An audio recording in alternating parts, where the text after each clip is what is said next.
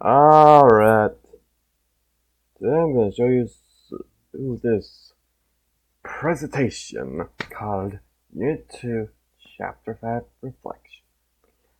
Discussion board presentation by I, related John Urick. So let's get started. What is line? Line is the first and most basic element of the sign. The line. In drawing, a line is a stroke of the pen or pencil. But in graphic design, it's any two connected points. Lines are useful for defining space and drawing the eye to a specific location.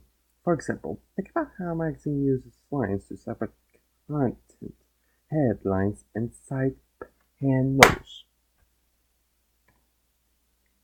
Color is one of the most obvious elements in design for both the user and the designer. It can stand alone as a background or be applied to other elements like lines, shapes, textures, or typography. Color creates a mood within the piece and tells a story about the brand. Every color says something different, and combinations can alter the impression further. Shapes, geometric or organic, add interest.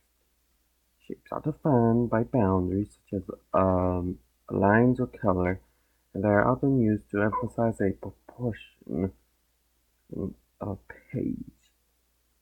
Everything is ultimately a shape, so you must always think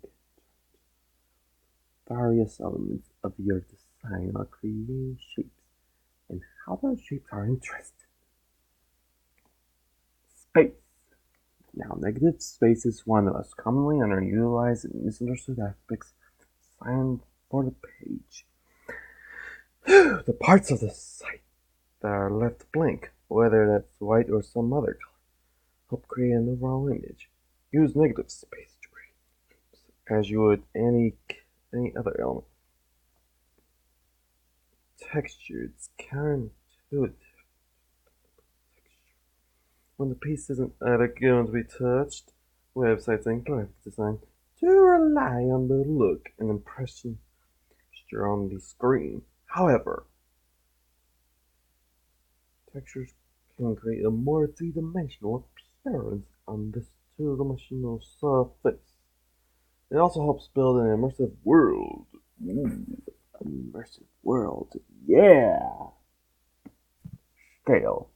Alright, playing with the scale and size of your objects, shapes, type, and other elements add interest and emphasis.